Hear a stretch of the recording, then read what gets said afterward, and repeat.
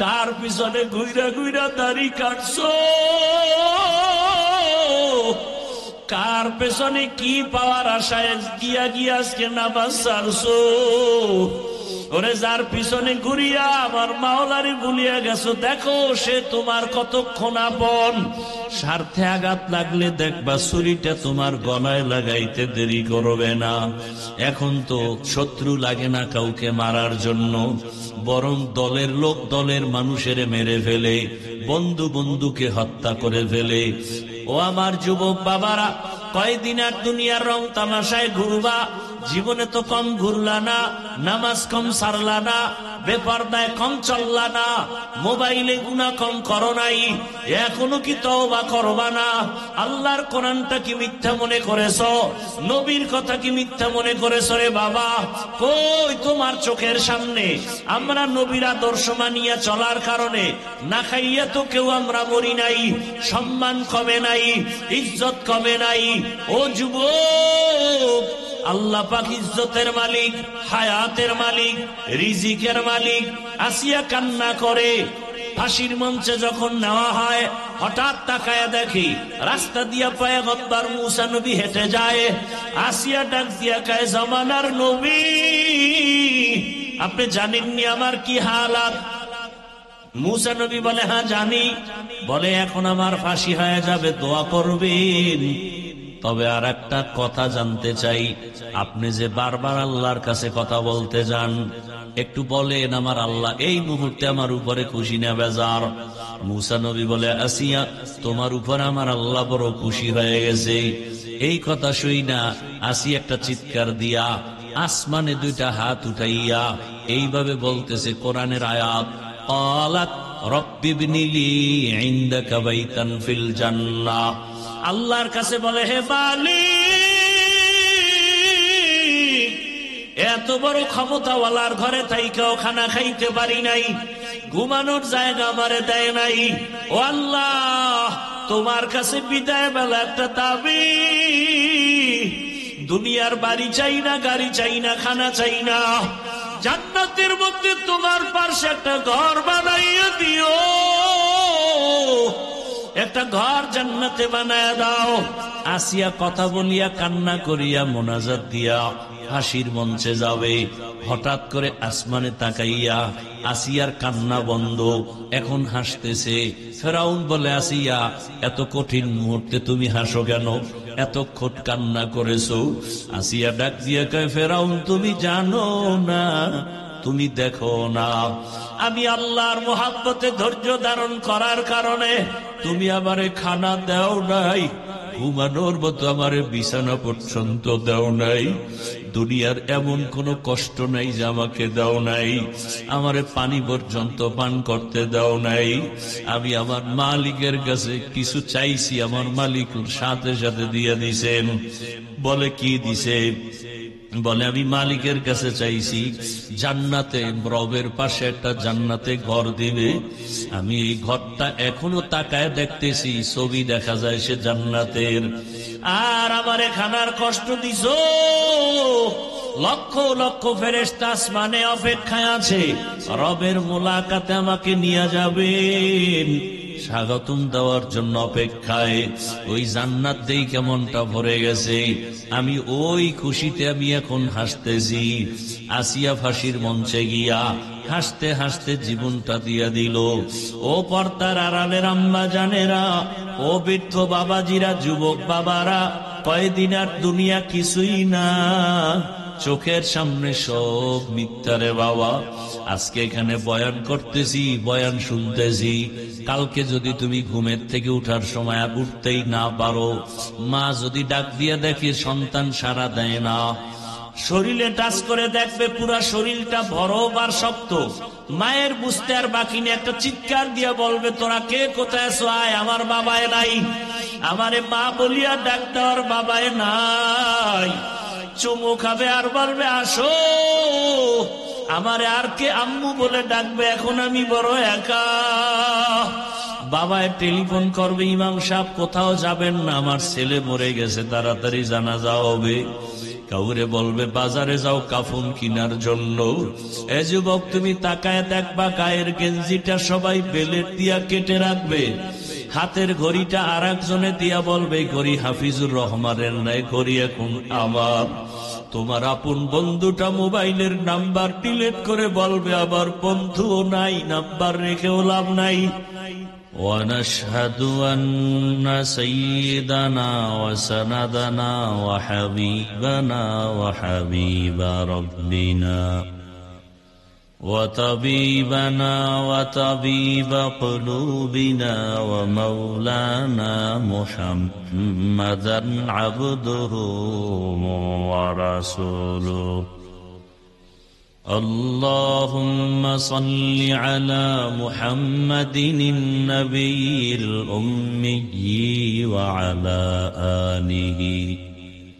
وعلى آله وسلم تسليما وبعد فأعوذ بالله من الشيطان الرجيم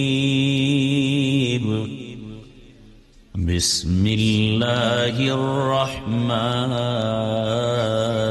الرحيم يا أيها الذين آمنوا اتقوا الله حق تقاته ولا تموتن إلا وأنتم مسلمون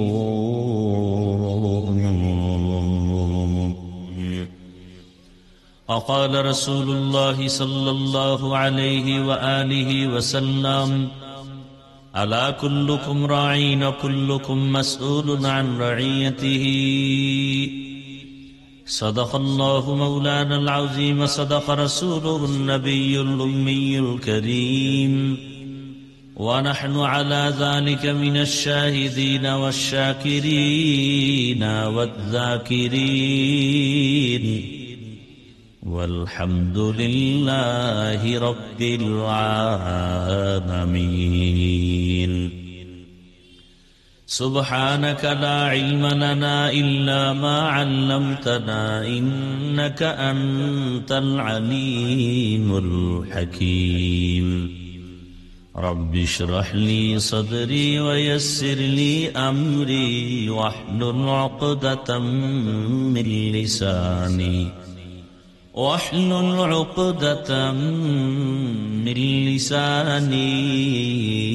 يفقه قولي درفشانی نے تیرے قطروں کو دریا کر دیا درفشانی نے تیرے قطروں کو دریا کر دیا دل کو روشن کر دیا آنکھوں کو بینا کر دیا محمد نے آ کر کفر کو مٹایا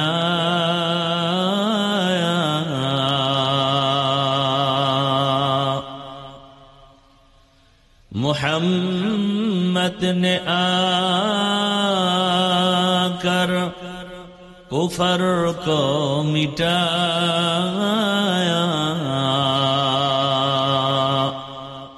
کفر کو مٹا کر صداقت بتایا کفر کو مٹا کر صداقت بتایا আল্লাহ কোরআনে বলতেছেন اليوم نختم على أفواههم وتكلمنا أيديهم وتشهد أرجلهم بما كانوا يكسبون দস্ত গোয়াদ মঞ্চুনি দুজদিদাম লব্ব গোয়াদ মঞ্চুনি বুসিদাম চশম গোয়াদ চিদাম গমজা হারাম ঘোষ গোয়াদ চিদাম সমরুল কালাম। রিভাবটা কমাও। হাত কথা বলা শুরু করবে। সারা দুনিয়ার মানুষের বিবেক বলে কখনো হাত কথা বলতে পারে না, এটা সত্য। কিন্তু এই আকীদা অন্তরে রাখতে হবে যে আল্লাহ কুদরতি ক্ষমতা দিলে পারবে। মরা গাছ কথা বলতে পারে না, আল্লাহ ক্ষমতা দিলে পারবে। বুখারী শরীফের ঘটনা, রহমতের নবী খেজুর গাছের সাথে টেক লাগায় খুতবা পড়েন, মরা খেজুর গাছ। কিছুদিন পরে নবী চাইলেন একটা অন্য মিম্বর বানায় খুতবা পড়বেন, তাই হয়ে গেল। খেজুর গাছ যে রসুল টেক লাগাইতেন, মানুষের কান্নার মতোই গাছের মধ্য থেকে কান্নার আওয়াজ আসতেছিল। নবীজি বললেন, খেজুর গাছ কেন কাঁদো?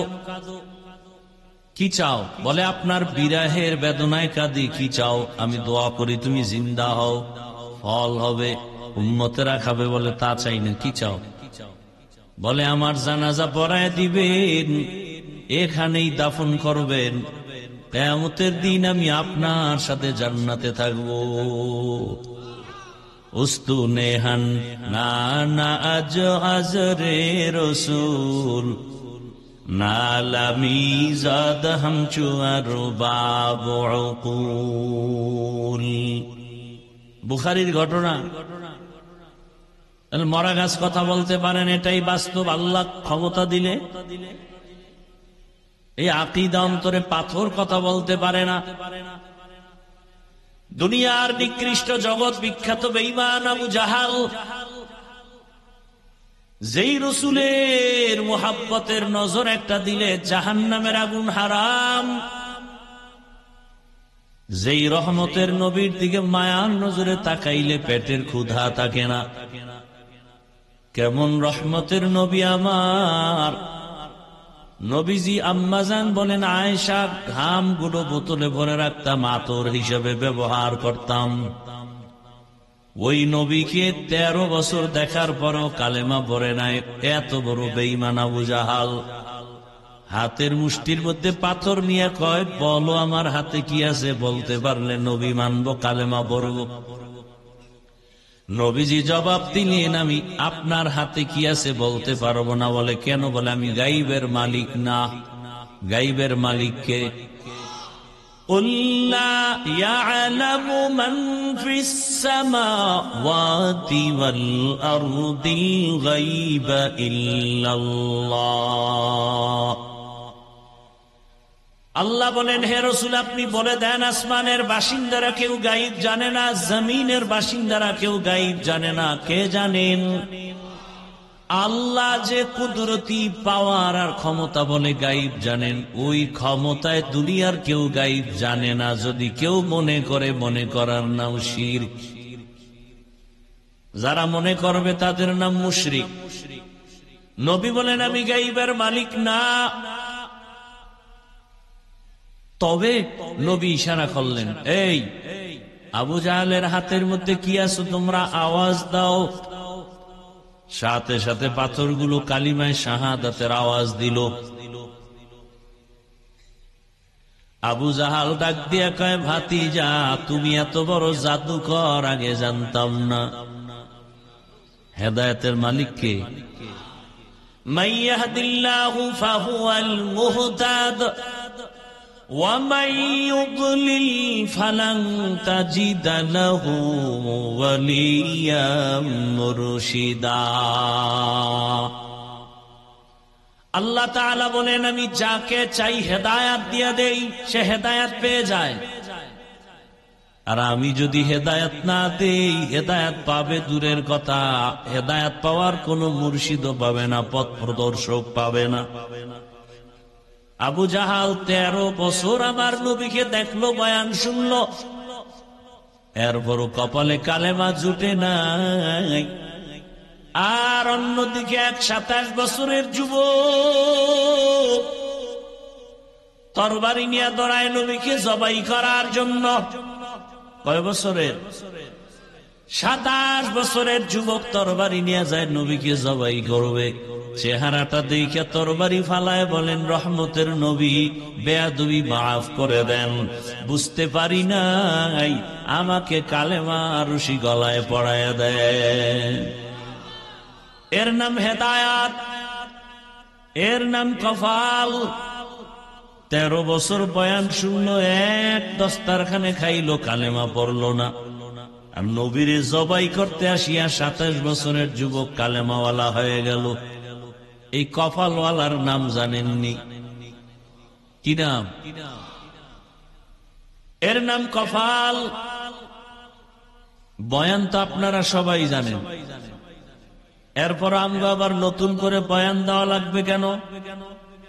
এখানে সবাই জানেন মিথ্যা বলা হারাম, গালি দেওয়া হারাম, গীবত করা হারাম, কারো ইজ্জত নষ্ট করা হারাম, কাউকে কষ্ট দেওয়া হারাম, হাতের দ্বারা কষ্ট দেওয়া হারাম, জবানের কথার দ্বারা কষ্ট দেওয়া হারাম, চুরি করা হারাম, ডাকাতি হারাম, মা বাবার সাথে বেয়াদবি হারাম, জুলুম করা হারাম, সব জানেন। আরো কত মজার কথা। এখানে আমরা যারা বসে গেছি, এখানে আমরা সবাই তো মুসলমান, ঠিক নেই? আপনাদের আল্লাহ আমার আল্লাহ দুই, কি বুঝা শুনা কন?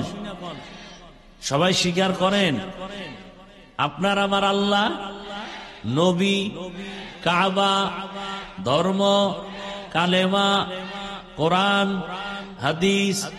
দুনিয়াতে আসছি সিস্টেমও কিন্তু না। আপনারা লুঙ্গি পরে আসছেন, বিদায় বেলা কাফনের সংখ্যাও আমারও 3 কাফন, আপনারও 3 কাফন, মা বোনদের জন্য 5 কাফন।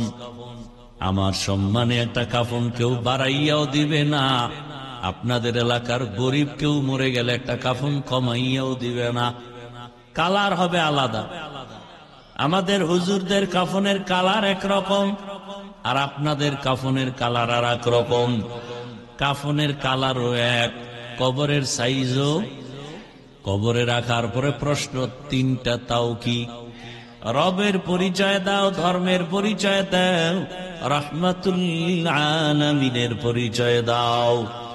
নাকি জিগাইবে তুমি ভোট দিছো কারে, তোমার নেতাকে, তুমি কোন দলের সেক্রেটারি? হ্যাঁ, প্রশ্ন হবে 3টা। রবের পরিচয় দাও, ধর্মের পরিচয় দাও, রহমতের নবীর পরিচয় দাও। একই প্রশ্ন আমাকে, আপনাকে, নারীকে, বিধর্মী, মুমিন, সবাইকে। যে জবাব দিবে তার কবর হবে রওজাতুম মির রিয়াজিল জান্নাহ। যে জবাব দিতে পারবে না তার কবর হবে হুফরাতুম মিন হুফারিন নার। তাহলে আল্লাহ এক, নবী এক, কোরআন এক, কাবা এক, ধর্ম এক, কালেমা এক, দুনিয়াতে আসছি এক, কাফন এক, কালার এক, কবর এক, প্রশ্ন সব এক। তাহলে আপনাকে বয়ান করব কেন বলেন? বয়ান তো করবো যারা আল্লাহ চিনে না, নবী চিনে না, কোরআন বুঝে না, হাদিস বুঝে না। হিন্দু, বৌদ্ধ, ইহুদি, খ্রিস্টানকে বয়ান করব, তাদেরকে বয়ান করব দূরের কথা। আপনাদের পেছনে ঘুরতে ঘুরতে ঘুরতে ঘুরতে গাধার মতো, নিজের ঘর বাড়ি পরিবারের চিন্তা নাই। শুধু আমি একা, সব ওলামায়ে কেরাম আপনাদের পেছনে দৌড়ায়। তাবলীগওয়ালাদের মেহনত, পীর মাশায়েখের মেহনত, বক্তাদের মেহনত, জুমার খতিব ইমামের মেহনত। 12 মাস রৌদ্র নাই, বৃষ্টি নাই, বয়ান চলতেছে। ইমাম সাহেব 24 ঘন্টা আপনাদের নিয়ে ফিকির, তাবলীগওয়ালা আপনাদের নিয়ে ফিকির। তাহলে ওই বিধর্মীকে সময় দিব কখন? দিন রাত্র আপনার পেছনে মেহনত করিয়া কি বলে সবাই? সমস্ত আহলে হক পীর মাশায়েখরা বলে কি? বিড়ি টানো, গাঁজা খাও। হ্যাঁ, তাহলে খাঁটি পীরের বিরোধিতা করেন কেন? তাবলীগওয়ালারা কি বলে? বেপরদায় চলো বলেন, তাহলে কেন বিরোধিতা? সবার এক আওয়াজ, আল্লাহর হুকুম মানো, রসুলের আদর্শের মালা গলায় লাগাও। 5 বেলার নামাজ আদায় করো, মা বাবার সাথে আচরণ ভালো করো, শিক্ষকের সাথে ভালো আচরণ করো, মানুষের গালি দিও না, কারো বিরুদ্ধে পেছনে কথা বলিও না, কারো ইজ্জত নষ্ট করিও না, মিথ্যা বলিও না, কারো হক নষ্ট করিও না, কারো উপরে জুলুম করবা না। এই কথাগুলো বুঝায়। এরপরেও কেন আমলের খাতা শূন্যের কোঠায়? এর একটা মাত্র অভাব আমাদের পেছনে কাজ করে। ওই অভাবের নাম হলো তাকওয়া। আল্লাহর ভয় নাই, এই কারণে বয়ান চলতেছে, ফলাফল নাই। একটু আগেই বলছিলাম এখানে এই পরিমাণ মানুষ, কিন্তু ফজর নাই, জোহর নাই, আসর নাই, মাগরিব নাই, এশাও নাই। মোবাইল একটা হাতে নিয়ে ব্যস্ত। এখান থেকে বের হয়ে কেউ বিড়ি টানবে, বাসায় গিয়া দরজা লাগায় সারাটা রাত মোবাইলে গুনাহ করবে। চোখের গুনাহ, হাতের গুনাহ, জবানের গুনাহ, অন্তরের গুনাহ। মনে হয় যেন পুরো ঘরটা জেনার আড্ডাখানা বানায় ফেলছে। বাবাও মোবাইল চালায়, মা মোবাইল চালায়, মেয়ে মোবাইল চালায়, ছেলে মোবাইল চালায়, তাও কোরআনের বয়ান শুনে না, তেলাওয়াত শুনে না, শুধু গুনাহ, চোখের গুনাহ, হাতের গুনাহ, জবানের গুনাহ, অন্তরের গুনাহ। এই কথাগুলো আপনাদের কে বলবে? বলারও মানুষ নাই, শোনারও মানুষ নাই, বিরোধিতা করার মানুষের অভাব নাই। বলবে ভাই বয়ান করবেন, এই কথাবার্তা বলার দরকার কি? ভাইজান আপনাকে কেমনে বুঝাবো? আল্লাহর ওলি একটা সুন্দর উদাহরণ দিতেন। আপনি রাস্তা দিয়ে হেঁটে যান, হঠাৎ দেখেন পানির কূপের পার্শ্বে একটা ছোট শিশু বাচ্চা খেলতেছে একা, পার্শ্বে বাড়ি, সামনে পুকুর। মানুষ দেখেই তো আপনার মাথা গরম হয়ে যাবে। আরে এই বাচ্চা তো পানিতে পড়ে গেলে মরে যাবে। আপনি আপনার জ্ঞান বিবেক বলবে বাচ্চাটাকে বাঁচাই, দৌড়ে গেছেন। এই বাচ্চা তুমি এখানে খেলো কেন? তো বাচ্চা তো আর ভালো করে বুঝেও না, ও আপনার কাছে কোলে আসতে চায় না, বরং আপনাকে লাথি দেয়, থুথু দেয়, কামড় দেয়, চিমটি দেয়। আপনি কি করছেন? এটার ধৈরা শক্ত কইরা পাশে ঘরওয়ালাদের বলছেন এই বাচ্চা কি আপনাদের কাহা, তাড়াতাড়ি দেন। বাচ্চা যখন চিমটি দেয়, গালি দেয়, আপনাকে থাপ্পড় লাথি দেয়, আপনি ছেড়ে দেন? দিবে কেউ? কেন? বিবেক বাধা দেয়। বিবেক বাধা দিয়া বলে না, বাচ্চা তোর চিমটি খাইয়াও তোর এখানে রাখা যাবে না, কারণ তুই যদি এখানে খেলতে খেলতে মজা পাইয়া পড়ে যাও, জীবনের কান্না, তোর মা বাবার জীবনটা বিপন্ন হয়ে যাবে। আমি চক্ষুওয়ালা, বুঝমানওয়ালা, বিবেক দিয়ে তোর এখানে রেখে যেতে পারি না। আল্লাহর কোরআন, রসুলের সুন্নাত যাদের কাছে আছে, খাঁটি আল্লাহওয়ালা, তাকওয়ার চশমা লাগায় দেখে আমি জাহান্নামের কিনারায় বৈশা নামাজ বাদ দিয়ে খেলতেছি, জাহান্নামের গুনার পার্শ্বে বসে আমি রোজা বাদ দিয়ে খেলতেছি, পর্দার লঙ্ঘন করে খেলতেছি। কেমন যেন দাড়ি কামাইতে পারলে মজা, টুপি মাথায় না দিতে পারলে মজা, পার্কে পার্কে দৌড়াতে পারলে মজা, মোবাইল চালাইতে পারলে মজা, গালি দিতে পারলে মজা, গীবত করতে পারলে মজা। এই মজায় মজায় মজায় মজায় এখন আর টুপি ভালো লাগে না, নামাজ ভালো লাগে না, রোজা ভালো লাগে না, তেলাওয়াত ভালো লাগে না। এখন কেমন যেন আমার বয়ানও ভালো লাগে না, আলেমের তেলাওয়াতও ভালো লাগে না, আলেম বয়ান করে মজা লাগে না। কেন? দুনিয়ার এই রং তামাশার খেলার মজা। যারা তাকওয়াওয়ালা তারা পাগল হয়ে গেছেন। এই মানুষগুলোকে জাহান্নামের পাশে রেখে যাওয়া যায় না। পাও ধরে ধরে সবাই বলে আপনারা গালি দেন, হুজুর খারাপ, এরপর ইমাম খারাপ, তারপরও তারা গালির জবাব দেয় না, বরং বিনয়ের সাথে নরম হইয়া কথা বলি, মনে হয় যেন আপনার টাকার কেনা গোলাম। পাও ধরে ধরে বলি ভাই নামাজ ছাড়িয়েন না, পর্দা করেন, মা বাবার খেদমত করেন, একটা গালি দেই না, উঁচু কণ্ঠে কথা বলি না, রাগের ভাষায় বলি না, দুই একটা কথা যদি অজান্তে বের হয় আবার বলি ভাই রাগ করছেন নি, দয়া করে মাফ করেন, আল্লাহর কাছে মুনাজাতে ক্ষমা চাই। এর একটাই মাত্র কারণ, আল্লাহর মহব্বতের বান্দারা চায় না কেউ জাহান্নামের কিনারায় বয়ে খেলবে, কারণ আপনি তো বুঝতেছেন না, আপনি তো মজা পেয়ে গেছেন। আল্লাহ না করুন যখন এই অবস্থায় যদি আজরাইল এসে হাজির হয়, জাহান্নাম ছাড়া কোনো উপায় আপনার হবে না। আল্লাহ কোরআনে বলেছেন, ইন্নাল আবরারা লাফি নাঈম ওয়া ইন্নাল ফুজ্জারা লাফি জাহিম। যে নেক আমল করবে তারা জান্নাতের পথিক, যারা গুনাহ করবে তারা জাহান্নামের পথিক। কে জান্নাতি কে জাহান্নামী বলা যাবে না, তবে কাজের কারণে বলা যাবে জাহান্নামের পথে আছে কে, জান্নাতের পথে আছে কে। ও আমার যুব পর্দার আড়ালের মা বোনেরা, বৃদ্ধ বাবাজিরা, আল্লাহ পশুকে ভালো মন্দ যাচাই করার বিবেক দেন নাই, মানুষকে দান করেছেন। আল্লাহর দেয়া বিবেক দিয়ে একটু চিন্তা করেন। আল্লাহ পাক রব্বুল আলামিন একটু চিন্তা করেন, দুনিয়াতে কেন পাঠাইছেন? সূর্যের আলো কার? জমিন কার?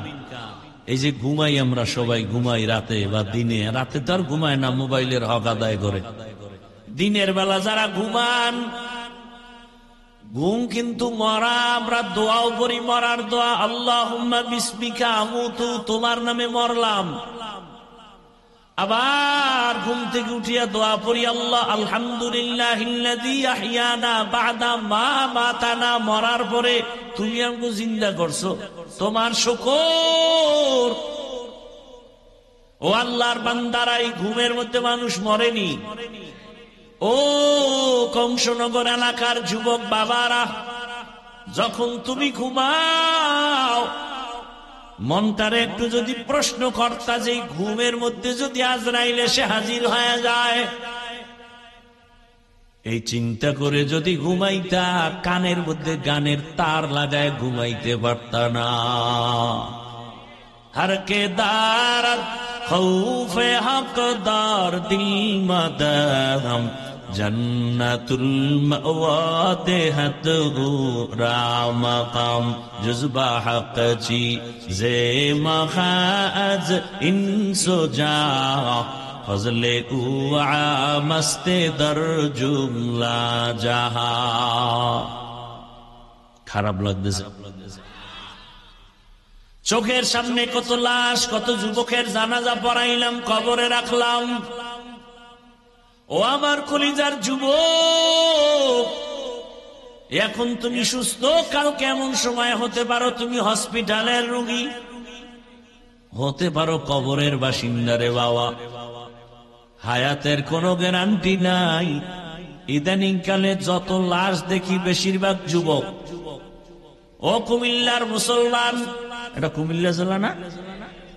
কুমিল্লা জেলার একটা থানার নাম বলবো না, ওই থানার একটা যুবক সন্তান দীর্ঘ 8 বছর বিদেশ করে টাকা নিয়ে বাড়ি আসছে, ডুপ্লেক্স একটা দোতলা বিল্ডিং বানাইছে। আগামী শুক্রবার বিল্ডিং উঠবে, মাত্র 2-3 দিন বাকি। ডে নাইট মিস্ত্রি লাগায় দ্রুত কাজ করায়। বিল্ডিং এর পার্শ্বে একটা টিনের ঘর, রাতে ওখানে থাকে আর মিস্ত্রি দিয়া কাজ করায়। শুক্রবার উঠবে, হুজুরদের দাওয়াত দিছে, এলাকার গণ্যমান্য সবাইকে দাওয়াত। ওর 8 বছরের কামাই সব বিল্ডিং এ। মাত্র 2 দিন বাকি, শুক্রবার দোয়া পড়ায় উঠবে। ঠিক ওই সময় ডিসেম্বর মাস, একটা তুফান হয়েছিল, চিত্রাং নামের তুফান। কি নামের? চিত্রাং নামের তুফান। ওই টিনের ঘরের ভিতরে একটা চকি, চকির উপরে একটা ছোট বাচ্চা, এর যুবক আর তার স্ত্রী ঘুমানো। ওই তুফান চলছে সারা রাত ব্যাপী পুরা বাংলাদেশে। ওই তুফানে একটা বড় গাছ পইরা পুরা টিনের ঘরে পইরা 3 জনের বুকের মাঝখানে চাপ লাগলো, জায়গায় 3 জন নাই। আর বিল্ডিং পরে রইল, এলাকার মানুষ পর্যন্ত কান্না করেছে। এই যুবক এত সুন্দর ব্যবহার, কারো সাথে কোনোদিন চোখ গরম করে কথা বলে না। এলাকার মানুষ কান্না করেছে, এই কি মাওলার কুদরত। মেয়েও নাই, স্ত্রীও নাই।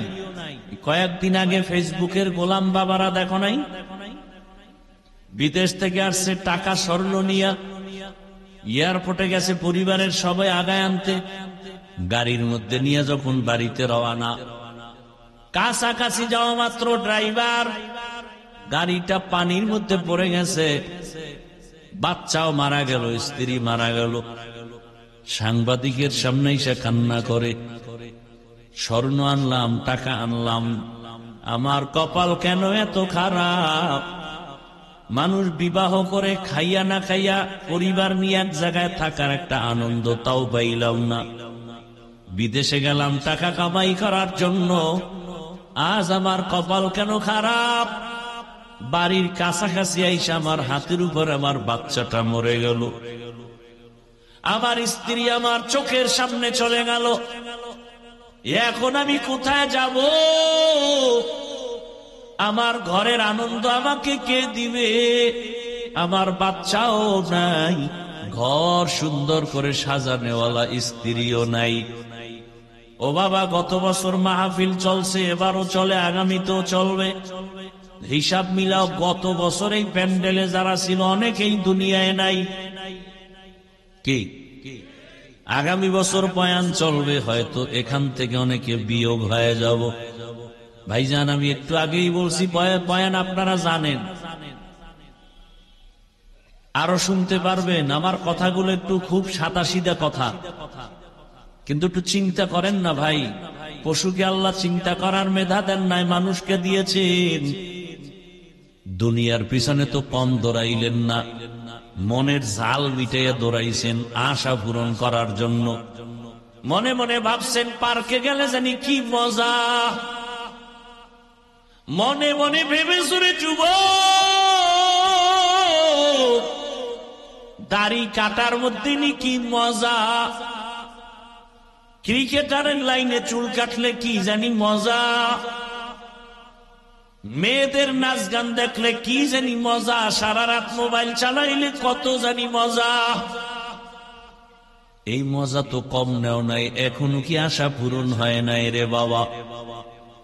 তাহলে আমাকে বলো, তোমার আর কতদিন পার্কে পার্কে দৌড়াইলে আশা পূরণ হবে? তারপরে তুমি তওবা করবা। আর কতদিন মনের আশা পূরণে দাড়ি কাটা লাগবে? তারপরে মনের আশা পূরণ হবে বলো? ও আমার কলিজার যুবক, তোমার মতো যুবক আর কত সারা রাত মোবাইল চালাইলে তোমার আশা পূরণ হবে কতদিন পরে বলো? এবং এই কথাটাও বলো, তোমার হায়াতের বাকি আছে আর কতদিন? আর বাকি কতদিন বলো? এক সপ্তাহ পরে সিঙ্গাপুরে যাবে, ভিসা হয় না হয়ে গেছে। ফুটন্ত গোলাপের মতো চেহারা, কলিজার যুবক, মাত্র এক সপ্তাহ পরে ফ্লাইট টিকিট কাটাও শেষ। এখন সবার সাথে একটু আনন্দ কথা বলে চলে যাব। সকাল 8টার সময় এক বাড়ির সামনে বন্ধু এসে টেলিফোন করছে, চল একটু চা পান করে আসি, জল। ছেলেটা বলে ঠিক আছে, মাকে বলে মা চললাম। কই যাও? আমার বন্ধু ডাকছে, একটু ঘুরে আসি চায়ের দোকানে, 1 ঘন্টার মধ্যে চলে আসি। বলে ঠিক আছে। যুবকদের মরণস্ত্র 2টা। কয়টা? এক মরণস্ত্র দৃশ্যমান, আর একটা অদৃশ্যমান। প্রত্যেকটা যুবক চায় অনেকদিন হায়াত পাবো, কিন্তু অস্ত্র নিয়ে ঘুরে দ্রুত মরার নাম হলো বাইক। বলে গেলাম, হেদায়েত তো আল্লাহর হাতে, মানবা কিনা জানি না, বলে গেলাম। বাঁচতে চাও, অনেক দিন হায়াত পেতে চাও, কিন্তু এমন অস্ত্র নিয়ে দৌড়াও, বাইক নিয়ে যে দ্রুত মরে যাওয়া কোনো গ্যারান্টি নাই। থাকতে চাও সুস্থ, কিন্তু অসুস্থতার মেডিসিন হাতের মধ্যে নিয়ে অল টাইম দেখতেছ, চোখের পাওয়ার যাইতেছে, খবর নেই। এই মোবাইল করে কান নষ্ট হচ্ছে, খবর নেই, একজনেরও খবর নেই। কানের ক্ষমতা দুর্বলতা হইতেছে, কিডনি, হার্ট, চরিত্র তো নাই। ওই যেই পরিমাণ গুনাহ করো, ঘুম থেকে উঠে দেখা দরকার ছিল চেহারা বানর হয়ে গেছে, সুগার হয়ে গেছে। একমাত্র আখিরি নবীর উম্মত হওয়ার বরকতে আল্লাহ চেহারা পরিবর্তন করেন নাই। বেয়াদবি ক্ষমা চাই রে যুবক বাবা।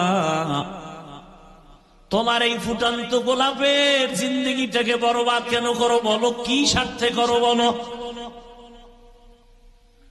একটা মেয়েকে পাওয়ার জন্য তুমি কত রাস্তায় ঘুরলা, কাউকে মেরেও ফেলছে, কিন্তু শেষ ফল কি?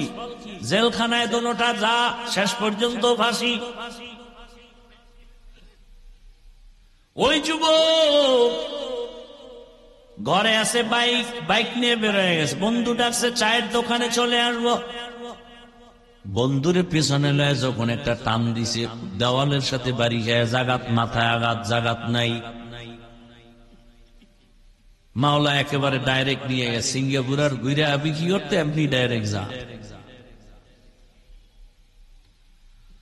ও পর্দার আড়ালের আম্মা জানেরা, বোনেরা, আমি যে এতবার বুঝাইতেছি, আমি তো একবারও বলি না আমার মতো হুজুর হও না, বরং আমি বলে গেলাম, হে যুবক, জেনারেল লাইনে পড়ে ডাক্তার হও, ইঞ্জিনিয়ার হও, প্রফেসর হও, ওসি হও, ডিসি হও, এসপি হও, কোনো বাধা নাই। তবে একটা ছোট দাবি সারা দেশে করি, যুবকদের কাছে বেয়াদব হইও না। একটা দাবি বলতে পারো, হাফিজ ভাই ডাক্তার হব, ইঞ্জিনিয়ার হব, বেয়াদব হব না। কথার ব্যাখ্যা কি? ব্যাখ্যা তিনটা জায়গায় বেয়াদবি করবা না। টেবিলে আল্লাহর কোরআন সাক্ষী, কসম, এই তিন জায়গায় বেয়াদবি করলেই মরার আগে তোর জীবন ধ্বংস, খোদার কসম। এক নাম্বার জায়গা মা বাবা। বেয়াদবি করার পরে মা যদি নিঃশ্বাস ফেলে, তোর ধ্বংস শুরু। দ্বিতীয় জায়গা শিক্ষক। আমি হাফিজুর রহমানকে এত সম্মান দিছেন আমার মা বাবার দোয়া, চোখের বাণী, কিন্তু আপনাদের সামনে যে বয়ান করি, এটা আমার মা বাবায় শিখায় নাই। আমার শিক্ষক আমাকে ধরে ধরে শিখাইছে আলিফ বা তা সা। আমার উস্তাদের অবদান আছে না নাই? তোমার মা বাবায় দোয়া কইরা বলছে, আল্লাহ আমার ছেলে হলে গেছে, পরীক্ষা দিবে, পাশ করাও। কিন্তু গাইড তোমাকে মুখস্থ করাইছে তোমার কোচিং মাস্টার, তোমার শিক্ষক। ওই শিক্ষকের অবদান, তুমি দস্তখত দিতে পারতা না, সে শিখাইছে। তুমি ইংলিশে কথা বলতে পারতা না, সে শিখাইছে। তুমি এখন শুদ্ধ বাংলায় কথা বলো না, তুমি এখন নিজের শিক্ষিত মনে করো। এই মনে করার পেছনে মেহনত কার? শিক্ষকের। এজন্য কসম কেটে বলে গেলাম, বেয়াদবি করবার শিক্ষক যদি নিঃশ্বাস ফেলে, তোমার মরার আগে ধ্বংস শুরু। তিন নাম্বার জায়গা ওলামায়ে কেরাম। ওলামায়ে কেরামের অবদান এই জাতি অস্বীকার করলে বেঈমানি হবে। কারণ সারা রাতে বয়ান করলে শেষ করা যাবে না। কিন্তু কপাল বড় খারাপ, একদল মানুষ আছে সমাজে, আলেমের গালি দিতে পারলে খুশি হয়, আলেমের বিরুদ্ধে কথা বলতে পারলে তৃপ্তি পায়। এরকম কিছু কুলাঙ্গার সমাজে আছে। অথচ তাকাইয়া দেখো, আমি তো সারা বাংলাদেশে চ্যালেঞ্জ করে বলি এবং যুবকদের আবদার করি, 3 ফিট 2 ফিট ব্যানার বানাও, ব্যানার বানায় ব্যানারে স্লোগান বানাও, এই জাতির নিঃস্বার্থ বন্ধু একমাত্র উলামায়ে কেরাম, বাকি সব হলো স্বার্থপর। মহামারী করোনা তার 1 নাম্বার সাক্ষী। স্কুল, কলেজ, ভার্সিটি, ব্যবসা, ফ্যাক্টরি, গাড়ি সব বন্ধ। কোরআনের একটা মাদ্রাসাও বন্ধ হয় নাই। কথা বলেন না কেন?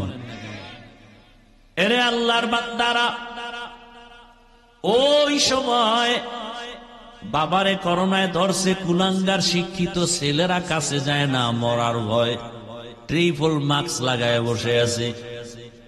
শেষ পর্যন্ত মরেই গেছে।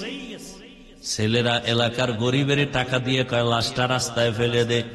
ঠিকই ফেলে দিল, জানালা লক করে দিল। একবারও তাকায় দেখলো না যে আমার বাবার লাশটা কুকুর খেলো নাকি জানাজা হলো। ইতিহাস ভুলে যাবা না, মুরব্বীরাও খেয়াল করবেন। ওই সময় আমার দেশের শত শত করোনার লাশ কিছু পুলিশ ভাইরা আর সিংহবাগ টুপিওয়ালা উলামায়ে কেরামরা নিজের কাঁধে নিয়েছিলেন। গোসল করায়া, কাফন পরায়া, জানাজা পরে কবরে রাখছিলেন। একজন হুজুরেও করোনায় মরে নাই। ভাইরা আমার, নগদ একটা উদাহরণ এভাবে দেই। সরকারি বেসরকারি চাকরি যারা করে তাদের ডিউটি 8 ঘন্টা, নিম্নে বেতন ধরেন 20,000, টেবিলের নিচে আরো কত মুক্তা পাওয়া যায়, পাওয়া যায় না? বেতন 20,000 নিম্নে, টেবিলের নিচে আরো হারাম শুকর আছে কত। এগুলো না থাকলে আঙ্গুল ফুলে কলা গাছ হবে কিভাবে? দুনিয়ার কোথাও না থাকলে আমার সোনার বাংলায় এই টেবিলের নিচে বহু কিছু পাওয়া যায়। আল্লাহ হেদায়াত দান করে। রাতারাতি বড় হয়, রাতারাতি ধ্বংস হয়ে যায়। যেই গাছ দ্রুত বড় হয় সে গাছ দ্রুত ভেঙে যায়। হারাম টাকার বিল্ডিং, এখন আর বিল্ডিং তুইয়া দূরে ঘুমান লাগে কেন? বিল্ডিং করলে তুমি আরামে ঘুমাও, বলে না হারাম টাকার বিল্ডিং তো কপালে নেই।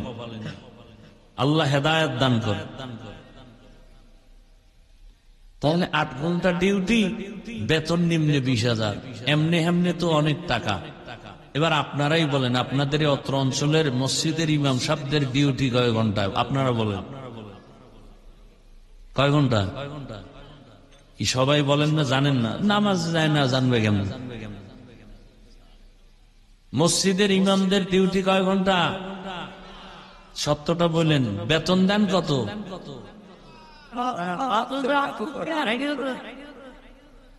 বলেন তো, এর থেকে জুলুম দুনিয়াতে আর কি হতে পারে? বিবেক দিয়ে একটু চিন্তা করেন তো। এরপরও কি হুজুর কোনদিন গালি দিছে? জুমায় বলছে 30,000 বেতন না করলে আসরের পর থেকেই সূরাগুলো উল্টো পড়বো নামাজ, বলছে কেউ? এরপরে আবার 24 ঘন্টা রাখে কি? রিমান্ড চলে, রিমান্ড। জোহরের নামাজ ইমাম সাহেব নাই, আসরের সময় রিক্সাওয়ালা কয় গেছিলেন কই? কে তুমি? আমি রিক্সা চালে। এত পাওয়ার কেন? 5 টাকা মাসে বেতন দেই। আছে না নাই? এরপরেও কোন ইমাম, কোন আলেম কাউকে গালি দেয় না, বরং মোনাজাত দিয়েই দোয়া করে, আল্লাহ এলাকায় শান্তি দাও, কবরওয়ালাদের জান্নাত দাও, অসুস্থ রোগী সুস্থ বানাও, ব্যবসাওয়ালাদের ব্যবসায় বরকত দাও। এরপরেও যারা বলবে হুজুরেরা খারাপ, আমি বলি তার 14 বংশের রক্তগুলো খারাপ। তুকো যাও সুন্নতে আহমদ কো যা বা মোহাম্মদ কে বুয়াদ নিসবত তোরা মান আহাব্বা সুন্নতি কৌলে রসুল মজদায়ে কানা মাই হামকুন কবুল। ও আমার যুবক বাবারা, 3 জায়গায় বেয়াদবি করা যাবে না। আল্লাহর ভয় অন্তরে জমা করো। আল্লাহ বলেন, মুসলমান না হইয়া মরণ বরণ করিও না, মুসলমান হইয়া মরো। এর ব্যাখ্যা অনেক সংক্ষেপ কথা, তুমি গুনাহ নিয়ে কবরে আসিও না। মুসলমান শব্দের অর্থ হলো আত্মসমর্পণকারী। আত্মসমর্পণ করার নাম হলো ইসলাম। আত্মসমর্পণ যে করে তাকে বলে মুসলিম, বহুবচনে মুসলমান। আল্লাহ বলেন, মুসলমান হইয়া আসো মানে আত্মসমর্পণকারী হিসাবে গুনাহমুক্ত হয়ে আসো। ও আমার যুবক বাবারা, একটু বিবেক দিয়া চিন্তা করো। তোমার মতো যুবক এই এলাকার মধ্যে জেনারেল লাইনে জীবনে মাদ্রাসায় পড়ে নাই, ব্যবসা করে, চাকরি করে, স্কুল কলেজে পড়ে, 5 বেলার নামাজও পড়ে, এরকম কেউ নাই। আর অজের দরকার নেই, অজ আসলে এই পয়েন্ট। আর জীবনে হেদায়েত পাইলে একটা কথাই যথেষ্ট। আমার মতো যুবক যদি জেনারেল লাইনে থাকি আর আর্মি পুলিশ বিডিআর চাকরি করে, নামাজ পড়ে, বলো বাবা তুমি পারো না কেন? তোমার কপালে 3 জায়গার কোন এক জায়গার অভিশাপ লাগলো কিনা আমার ভয় লাগে। না হয় তোমার মতো যুবক রাস্তায় গাড়ি চালায়, নামাজ পড়ে, তুমি কেন পারো না? কৃষি কাজ করে, নামাজ পড়ে, তুমি কেন পারো না? নদীর মধ্যে মাছ ধরে, নামাজ পড়ে, তুমি কেন পারো না? কলেজে ক্লাস করে, নামাজ পড়ে, তুমি কেন পারো না? ডাক্তার, প্রফেসর, ইঞ্জিনিয়ার নামাজ পড়ে, তুমি পারো না কেন? তুমি ডাক্তার হও, বেয়াদব হয় না। ইঞ্জিনিয়ার হও, বেয়াদব হয় না। ডাক্তার হইয়া বেয়াদবি করলে তাসলিমার মতো জুতার বাড়ি খেয়ে জমিন থেকে পালাতে হবে। ভাইরা আমার, অনুরোধ, মনটাকে বুঝাওয়ার কিচ্ছু দরকার নাই। আমি চাই বাবা তোমার সম্মান আল্লাহ অনেক উপরে উঠায় দিক। তোমার মধ্যে সেই মেধা আছে, তুমি নষ্ট করো কেন? একটা যুবকের মেধা দিয়া পুরা দেশ চালানো সম্ভব, কিন্তু সেই মেধা নষ্ট করো কেন বাবা? লেখাপড়া করে গবেষণা করে একটা জায়গায় যাও, ডাক্তার হলেও যেন পুরা দেশবাসী তোমাকে চিনে। ডাক্তার জাকির নায়েক তাও আমগো দেশের না, অথচ গোটা দুনিয়া তাকে চিনে। ও হোমিওপ্যাথিক ডাক্তার, বড় আলেম না, বলতে গেলে তেলাওয়াত করে তাও তো সুন্দর না, এরপরও সারা দুনিয়ার মানুষ তাকে সম্মান করেনি, করে। কেউ গালি দেয় না। এক সময় বলতো কোনো মাযহাব মানা লাগবে না, এখন সে বুঝ পেয়েছে না, মাযহাব মানা ছাড়া ইসলাম মানা যাবে না, কোনো রাস্তা নাই। তাহলে একজন ডাক্তার হইয়া সম্মান হওয়ার পেছনে কি এলেম লাগছে? এলেম। আমি চাই তুমি ডাক্তার হও, বেয়াদব হইও না। পুরা কুমিল্লা না পুরা বাংলাদেশের মধ্যে যেন তোমার সুনাম অর্জন হয়, মানুষ যেন তোমাকে অমর হিসাবে কলবে রাখে, অন্তরে জমা রাখে, সম্মানের নজরে রাখে। আর সেই জন্য লাগবে মা বাবার দোয়া, শিক্ষকের দোয়া, ওলামায়ে কেরামের পরামর্শ, দোয়া লাগবে, না আগানো যাবে না। মা বাবার দোয়া, চোখের পানি ছাড়া সন্তান সফলতা জীবনে আসবে না, আল্লাহর কসম। শিক্ষকের দোয়া, ওলামায়ে কেরামের দোয়া, নেক নজর, এরপরে তোমার জীবনটা সফল করে নাও। ও পর্দার আড়ালের মা বোনেরা, আপনার মতো এখন এই এলাকায় কত মা আছে পর্দা করে, নামাজ পড়ে, স্বামীর মাল হেফাজত করে, মোবাইলে সময় নষ্ট করে না রে আম্মা জান। কয়দিন এ দুনিয়ায় বাঁচবেন? এই দুনিয়াতে আল্লাহ তাআলা আপনাদের এত সম্মান দান করেছেন, আপনারা নবীদের মায়ের মতো মা, সাহাবায়ে কেরামদের মায়ের মতো মা। এই মোনাজাত দিয়ে দেব, হ্যাঁ? আমার এত তো ধাক্কা কি নেই, ঠেকা নাই যে বয়ান করতেই হবে জোর কইরা। আপনি আমার বয়ান যদি শুনতে খারাপ লাগে তো করার দরকার নেই, এত ঠেকি নেই তো। পিপিলিকার খানা যদি আল্লাহ দেয়, আল্লাহ আমার দিবে না? তা তো টেনশন কিসের? জঙ্গলের হাজারো প্রাণীর খানা কে দেন? নদীর মাছের খানা কে দেন? ওরা দামি না আমরা দামি? তাহলে আল্লাহ আমাকে দিবেন, এত টেনশন কিসের? ভালো না লাগলে বলেন, দোয়া করে চলে যাই।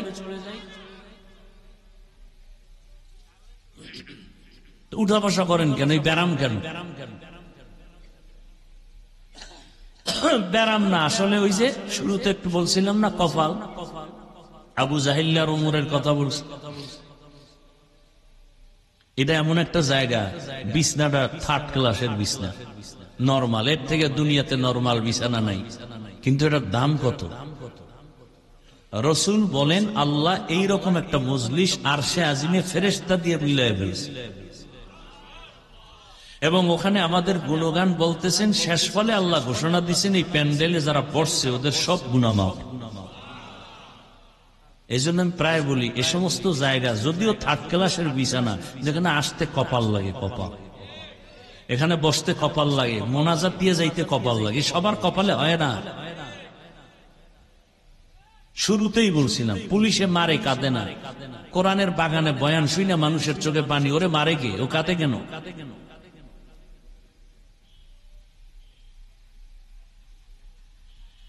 আল্লাহ হেদায়াত দান করুন।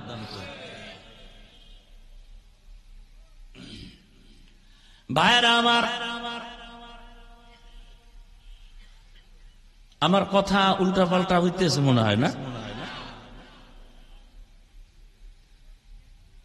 যদি উল্টা পাল্টা মনে হয় আয়াত দিয়ে দেবেন যে আপনি এত এই 5টা আয়াতের ব্যাখ্যা করবেন, এই সূরার ব্যাখ্যা করবেন। তো 10 জন বক্তা 10টা, 10 দুগুণে 100 আয়াতের ব্যাখ্যা হয়ে যাবে আলাদা আলাদা। মানুষ কোরআনও শুনলো, বয়ানও শুনলো। কিন্তু সাধারণ কিছু চালাক মানুষ আছে, ওদের অন্তর হলো খারাপ। ওরা মনে করে কি তাফসীর করলে বুঝি আমগো বিরুদ্ধে যাবে না। বড় চালাক কিছু খারাপ মানুষ আছে। মনে করছে কোরআন দিয়ে কথা বললে বুঝে, আরে বেটা কোরআন দিয়ে বয়ান করলেই তো আমার সুদখোরের বিরুদ্ধে আগে বলতে হবে। কোরআন কি সুদখোরের পক্ষে, ভোটচোরের পক্ষে, দুর্নীতিবাজের পক্ষে, হ্যাঁ, গণতন্ত্রের পক্ষে? আমি যদি এখন কোরআন দিয়ে বয়ান করি, গণতন্ত্রের বিরুদ্ধে বলতে হবে, কথা বলে। আমি যদি কোরআন দিয়ে বয়ান করি, বেনামাজির বিরুদ্ধে বলতে হবে। আমি এখন কোরআন ধরে ধরে বয়ান করি, তাহলে রাজনীতির পক্ষে বয়ান করতে হবে, ইসলামের রাজনীতি। দে আমারে তোরা সবটি যুবকরা চালাক যদি এটি বাংলা কোরআন লইব আর আমি আরবিটা শুনাই, রাজনীতি কত প্রকার কি কি বুঝায় যায়।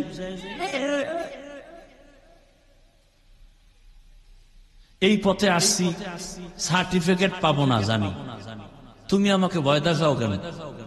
এই পথে আসার আগে ভাবছি টুপির কারণে, দাড়ির কারণে শত হাজার আলেম ফাঁসির মঞ্চে গেছে, যাই না শুনে এই পথে ঢুকছি, তুমি আমাকে ভয় দেখায় লাভ কি?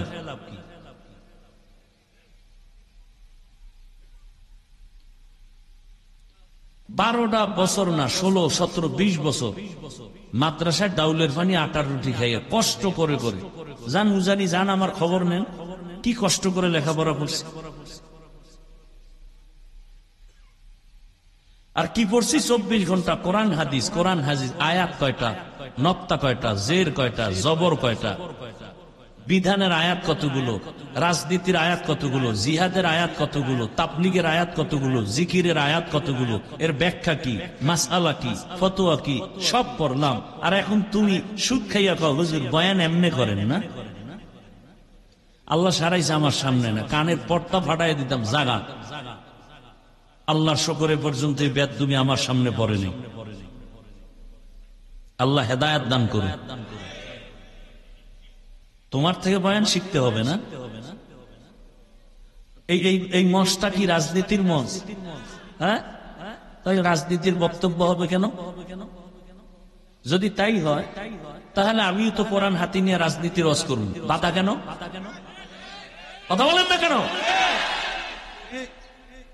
মসজিদ রাজনীতির মসজিদ, সেখানে ভোট চায় কেন? যদি তাই হয় তো ইমাম সাহেব রাজনীতির বয়ান করবে কোরআন দিয়ে।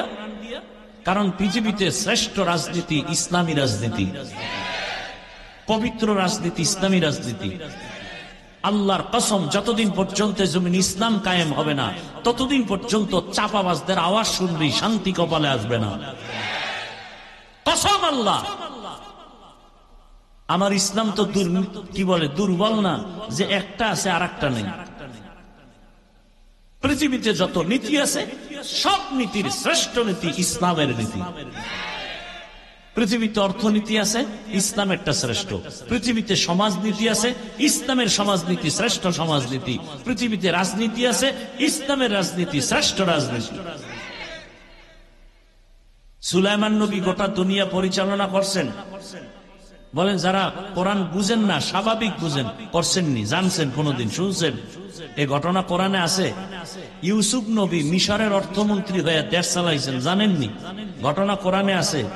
তা আমার কোরআনটাকে আপনি দুর্বল বানায় দিলেন কেন যে কোরআনে রাজনীতি নেই? এই কথা আপনি বললে আমার কোরআনটা আপনি দুর্বল বানায় দিলেন না?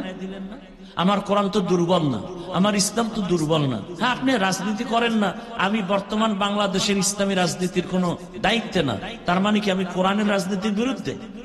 না, ইসলাম আমার আসল। সব কথা মূল কি? ইসলাম।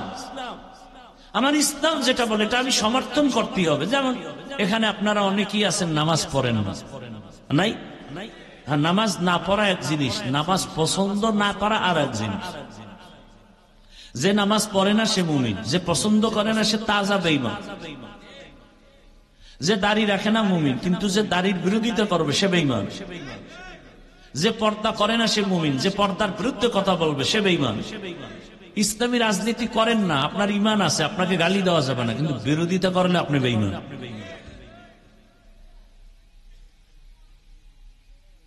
আল্লাহ পূজার তৌফিক দান করে।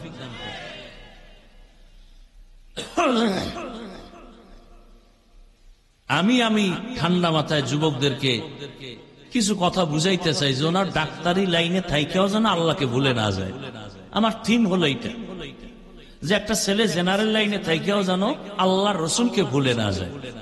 আমার দেশে হুজুরের অভাব নেই, আরে মাওলানা মুফতি মুহাদ্দিস অভাব নেই। আমার এখন দেশে বহুত ডাক্তার দরকার, ইঞ্জিনিয়ার দরকার, আদবওয়ালা, আদর্শওয়ালা, ডিসি দরকার, এসপি দরকার, ওসি দরকার। আজকে আমার প্রত্যেকটা থানা জেলায় ওসি, ডিসি, এসপি যদি দিনদার হয়, নামাজি হয়, অনায়াসে দিনের কাজ চলবে, কারো কোন সুৎখর থেকে অনুমতির প্রয়োজন হবে না। আমি তো চাই ডিসি হবে, আমি চাই আমার যুবক ডাক্তার হোক, কিন্তু আদবওয়ালা হোক, আদর্শবান হোক, পুরা দেশটা যেন বেহেশতের বাগান হয়ে যায় আদর্শের কারণ। আমি এটা চাই, আর সেই থিম নিয়ে বয়ান করতেছি। নাচতে না জানলে উঠান বাঁকানা। তুমি কি বয়ান চাও আমাকে লিখে দাও, আমি সেই বয়ান করব। কোন লাইনে চাও, বিষয় দিয়ে দাও, না আয়াত দিয়ে দাও।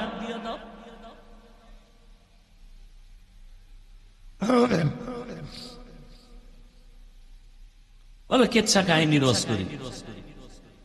পৃথিবীতে কেচ্ছার শ্রেষ্ঠ কিতাব হলো কোরআন শরীফ। তোমার জানা আছে, খবর আছে? পৃথিবীর শ্রেষ্ঠ কিচ্ছা কাহিনীর কিতাব প্রথম হলো কোরআন, দ্বিতীয় হলো হাদিস। তোমার তো খবরই নেই। আল্লাহ আমাদেরকে হেদায়াতের দৌলত দান করে। সম্মান দেয়ার মালিককে আল্লাহ। আল্লাহ যাকে দিবে সম্মান স্থায়ী। আর একদল মানুষ আছে, ওরা টাকা দিয়ে সম্মান কিনে। যেমন ভোটের আগের রাত্রে আপনারা সম্মান কিনবে কেউ, আর আপনারা বিক্রি করবেন, করবেন না? যে আমার কবরওয়ালা বাপ মার গোষ্ঠী শুদ্ধ সম্মান দিয়ে দিলাম, ভোর রাত্রে টাকার বস্তা পাঠাবি, ওই টাইমটা বরকতের টাইম। কি ভোট দেবে একজন ব্যক্তি, একটা ভোট দিবে, 10 জনের বিক্রি করবো। তো ভোটের আগে যারা টাকা খাইবা, এদেরকে আমি বলি তোমরা বাথরুমে ঢুইকা 10 গ্রাম পায়খানা খাইবে, আর কুমিল্লা শহরে গিয়ে হালাল সাবান দিয়ে কুলি কইরো, গন্ধ শেষ। আর যারা হারাম খাবা, জাহান্নামের আগুন ছাড়া তোমার নিস্তার নেই। দেশ স্বাধীন হয়ে গেছে, সারা দেশের মধ্যে স্বাধীন স্বাধীন স্বাধীন, হাতে তালি, চিল্লা চিল্লি স্বাধীন। স্বাধীন হলে আন্দোলন চলে গেল এখনো। স্বাধীন যদি সফল হয়ে থাকে, আমার বাবার সামনে তার মেয়েকে ধর্ষণ করা হয় কেন? স্বাধীন যদি সফল হয়, স্বামীর স্বামী স্ত্রীকে ধর্ষণ করা হয় কেন? স্বাধীন সফল হলে পানির মধ্যে এখনো লাশ ভাসে কেন? আমার ব্যবসায়ী শান্তি মতে ব্যবসা করতে পারে না কেন? বোঝা গেল সফল স্বাধীন হয়নি। প্রস্তুতি নাও, আর এক স্বাধীন করতে হবে। সেই স্বাধীন হবে ইসলামের স্বাধীন। আরে কথা সত্য, কসম আল্লাহ, শান্তি ইসলাম ছাড়া কোনদিন কেউ দিতে পারবে না, পারে নাই। ইসলাম কি বলে দেখেন তো, ইসলাম কি বলে? একজনের সাথে দেখা হলেই কি দাও? সালাম মানি। শান্তি সালাম মানি। তাহলে আমি বললাম আসসালামু আলাইকুম, অর্থ কি? তোমার উপরে শান্তি বর্ষিত হোক। সেও কি বলল? ওয়ালাইকুম আসসালাম, আপনার উপরে শান্তি বর্ষিত হোক। দুই দিক থেকে যখন শান্তির দোয়া চলে, মাঝখানেও শান্তি নাই। ইসলাম কি বলে? এই বড়রা, ছোটদেরকে মায়ার নজরে দেখো। ও ছোটরা, বড়দেরকে সম্মানের নজরে দেখো। আল্লাহর কসম, আমার দেশের সব বড়রা যদি ছোটদেরকে মায়ার নজরে দেখে, বাংলাদেশে একজন বড়রাও ছোটদের উপরে জুলুম করবে না। করবে? এই মায়ার নজর থাকলে জুলুম করবে। আবার ছোটরা যদি বড়দেরকে সম্মান করে, কোনোদিন বেয়াদবি করবে না। শান্তি। ইসলাম বলে কর্মচারী কাজ করে, ঘাম ঝরার আগে বেতন দাও। আর শ্রমিক দিবস পালন করা লাগবে। আমগো দেশে মে দিবস পালন হয়, 1 মে শ্রমিক দিবস, অথচ শ্রমিকের অধিকার এখনো ঠিক মতো পায় না। ইসলামে এত শান্তি। গালি দেওয়া যাবে না, ইসলাম। গীবত করা যাবে না, ইসলাম। মিথ্যা কথা বলা যাবে না, এর নাম ইসলাম। কারো হক নষ্ট করা যাবে না, কারো উপরে জুলুম করা যাবে না। ইসলাম কত সুন্দর। কারো একটু জিনিস না জিগে ধরাও যাবে না। ইসলাম।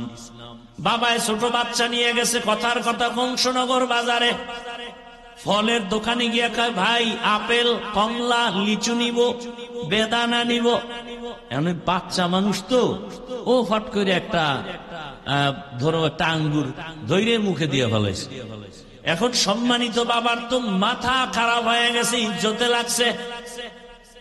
ফল টল কেনা বাদ, আগে আইতেছি বাড়িতে, পরে কিন, মাথা গরম হয়ে গেছে, আমার ইজ্জত নষ্ট। বাসায় গিয়ে কয় বউরে, এই তুমি কোনদিন কি অন্যের ঘরের কোন জিনিস না জিগে খাইছো? বউ কয় না, কয় হ্যাঁ খাইছো। নাইলে আমি খাইছি, নাইলে আমার বাচ্চা এরকম হবে কেন? কিন্তু বিবি বোঝো, আমি জীবনে কোনদিন কারো জিনিস না জিজ্ঞাসা করে ধরি নাই। এবার দেখো ভেজালটা তোমার মধ্যেই থাকতে পারে। স্ত্রী কয় মনে পড়ে না, মনে পড়ে না। হঠাৎ একদিন পরে মনে পড়ছে, আমাদের বাবার বাড়ি থাকতে পাশের বাড়িতে একটা গাছ ছিল, বড়ই গাছ।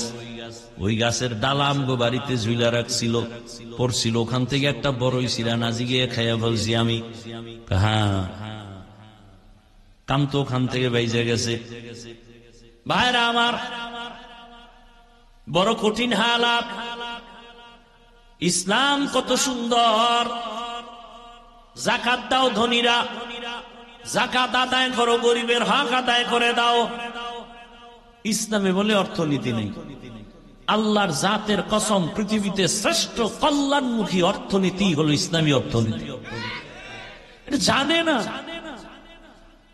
ইসলামী অর্থনীতির মূল একটা পয়েন্ট হলো যাকাত। ইসলামী অর্থনীতির এক পয়েন্ট হলো হালাল ব্যবসা। ইসলামী অর্থনীতির এক পয়েন্ট হলো মানুষের কর্জে হাসানা দাও। এলাকার গরিবে বড় লোকের আমার 5,000 টাকা ধার দিবেন, সামনে ঈদ আসতেছে, জামা কাপড় কিনবো, 1 মাস পরে দিব। নাই নাই নাই নাই, বড় লোক নাই। কানে কানে কয় সুদে দিবেন। কয় লাখ নিবি? আছে না নাই? জিন্দেগি মে বন্দেগি তু করনা হে, जिंदगी में बंदगी तू करना है,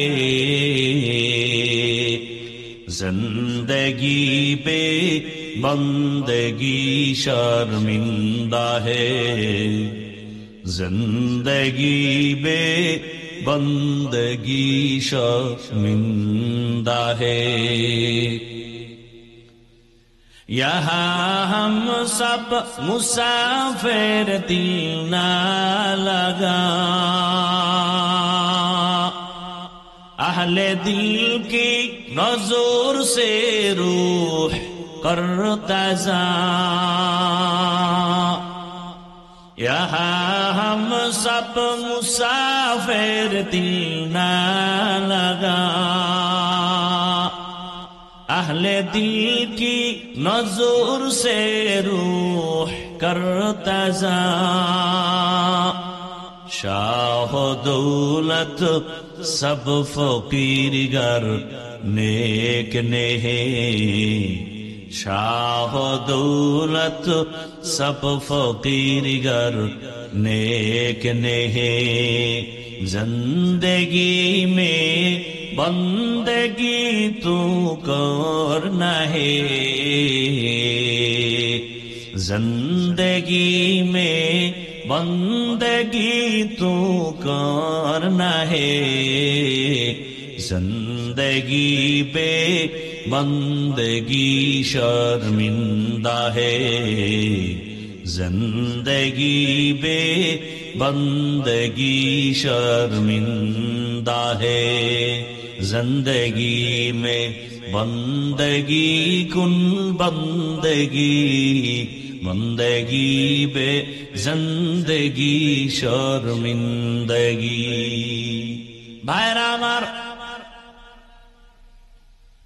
ও আমার পর্দার আড়ালের মা বোনেরা, আপনাদের এত মর্যাদা বলতেছিলাম, এত মর্যাদা। আপনারা আলেমদের মায়ের মতোই তো মা। আপনারা তো আয়েশা রাদিয়াল্লাহু আনহার মতোই নারী, খাদিজা রাদিয়াল্লাহু আনহার মতোই নারী। এরে আম্মা জান, এই জমিনের মধ্যে আল্লাহর এক বড় দুশমন ছিল ফেরাউন। জানেননি তার স্ত্রীর নাম কি? বলেন। এরে আম্মা জান, এত বড় বেঈমান ফেরাউন, ও ঘরে আসিয়া কত বড় দামি। আল্লাহর নবী বলেন কিয়ামতের দিন জান্নাতে আসিয়ার সাথে আমার সাথে বিবাহ হয়ে যাবে। সুবহানাল্লাহ। না, কিয়ামতের ময়দানে মানুষগুলো বেকারার হয়ে যাবে। নবীদের কান্নার আওয়াজ, সূর্যের গরম। ওই সময় জান্নাতের 8টা দরজা খুলিয়া 4 জন নারীকে বারবার ফেরেশতারা ডাকবে, হিসাব লাগবে না, আসো। কয়জন? এর মধ্যে একজন হবে ফেরাউনের স্ত্রী আসিয়া। রহমতের নবী বলেন কিয়ামতের ময়দানে জান্নাতে আমার সাথে আসিয়ার বিয়া হয়ে যাবে। কত বড় বেঈমান ফেরাউনের ঘরে থেকে আসিয়া আমার আল্লাহকে কেমন ভাবে রাজি করায় নিলেন। এরে আব্বা জান, আপনার স্বামী তো ফেরাউনের মতো খারাপ না। আপনি নামাজ পড়লে তো বাধা দেয় না, পর্দা করলে বাধা দেয় না, বরং কত স্বামী নিজে নামাজ না পড়লেও প্রশংসা করে আমার স্ত্রী বড় ভালো নামাজি। ও আম্মা জান, এখনো কি তওবা করবেন না?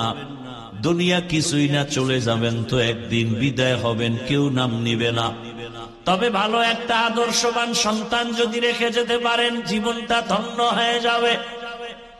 ওই ফেরাউনের ঘরে থাকি আসিয়া আমার আল্লাহকে এত ভাবে আপন বানায় নিয়েছেন। এর পেছনে কারণ কি?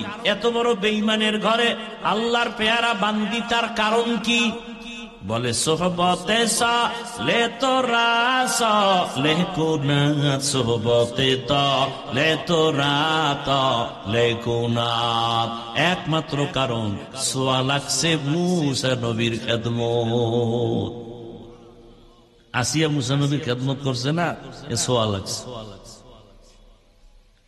আল্লাহ তাআলা হেদায়েতের দরজা খুলে দিলেন।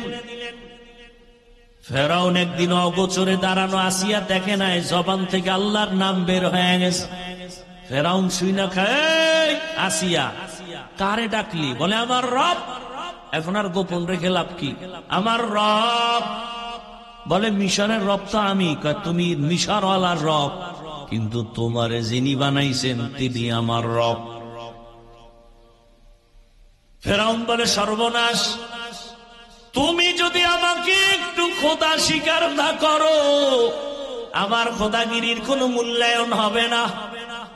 আসিয়া বলে আমারে যিনি বানাইছেন তারে একবার আল্লাহ বলছি, আর তোমাকে আমি রব বলে স্বীকার করি না। বলে মনে মনে কানে কানে আস্তে করে স্বীকার করো। বলে না, ও ফেরাউন, তোমার ভক্তরা মিশরে অনেক অন্যায় করবে, তুমি দেখবা না, কিন্তু আমি এমন রবের গোলাম, অন্ধকারেও কিছু করলে আমার রব দেখবে, ফাঁকি দেওয়া যাবে না। ফেরাউন দেখলো পালা উল্টা পাল্টা, আসিয়া তো নরমই হয় না। হামানেরে বলে বুঝাও, বুঝাইয়াও পারে না। শেষ পর্যন্ত ফেরাউন গরম হয়ে গেল, আসিয়ারে আর শান্তি দেওয়া যাবে না। এক আল্লাহরে মানার কারণে ওই ফেরাউন এবার আসিয়ার খানা বন্ধ, ঘুমের বিছানা বন্ধ। আসিয়াকে এখন একের পরে এক অত্যাচার। এক পর্যায়ে আসিয়া যখন নতুই হয় না, আসিয়া বলে জীবন আমার আল্লাহর জন্য, আমি মরে গেল আমার কালেমার রশি গলায় লাগাইয়াই মরে যাব। ফেরাউন কয় আসিয়া শেষ চান্স দিলাম, না মানলে তোমার শুলিবিদ্ধ হবে, বাজি হবে। আসিয়া বলে ফাঁসির মঞ্চে যাব, টেনশন নাই। শেষ পর্যন্ত তাই হলো, ফাঁসির তারিখ হয়ে গেল। মিশরের ময়দানে কোটি মানুষের ভিড়। ফেরাউনের স্ত্রীর ফাঁসি হবে। আসিয়াকে যখন রশি লাগায় বেঁধে নেওয়া হয়, আসিয়া চোখের পানি ছেড়ে কান্না করে। ও পর্দার আড়ালের আম্মা জানেরা খেয়াল করেন, ও আমার যুবক বাবারা, কয়দিন আর দুনিয়ার রং তামাশায় ঘুরবা?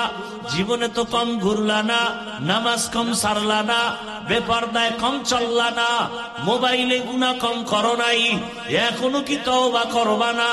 আল্লাহর কোরআনটা কি মিথ্যা মনে করেছো? নবীর কথা কি মিথ্যা মনে করেছো রে বাবা?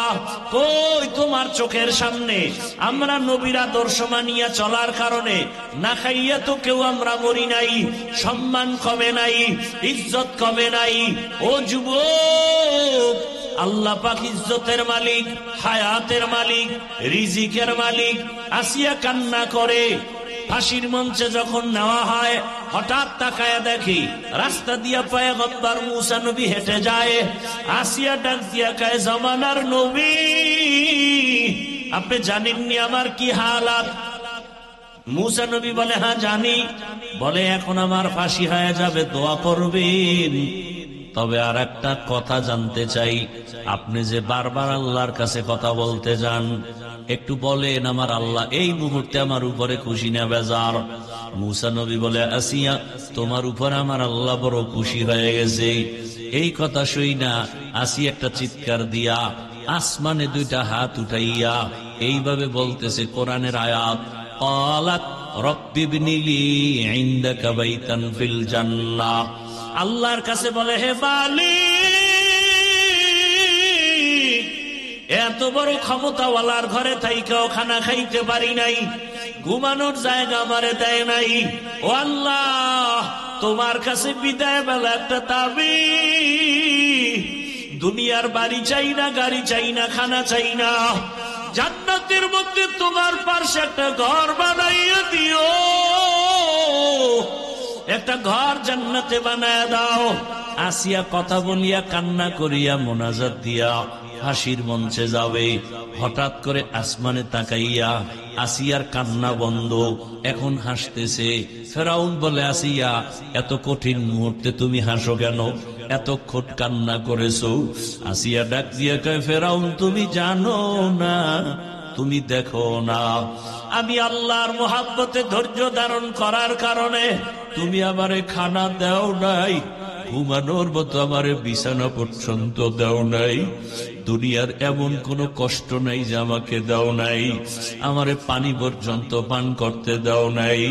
আমি আমার মালিকের কাছে কিছু চাইছি, আমার মালিক সাথে সাথে দিয়ে দিছেন। বলে, কি দিছে? বলে, আমি মালিকের কাছে চাইছি জান্নাতে, রবের পাশে একটা জান্নাতে ঘর দিবে।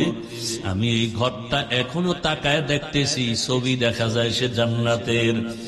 আর আমারে খানার কষ্ট দিছো, লক্ষ লক্ষ ফেরেশতা আসমানে অপেক্ষায় আছে, রবের মোলাকাতে আমাকে নিয়ে যাবেন, স্বাগতম দেওয়ার জন্য অপেক্ষায়।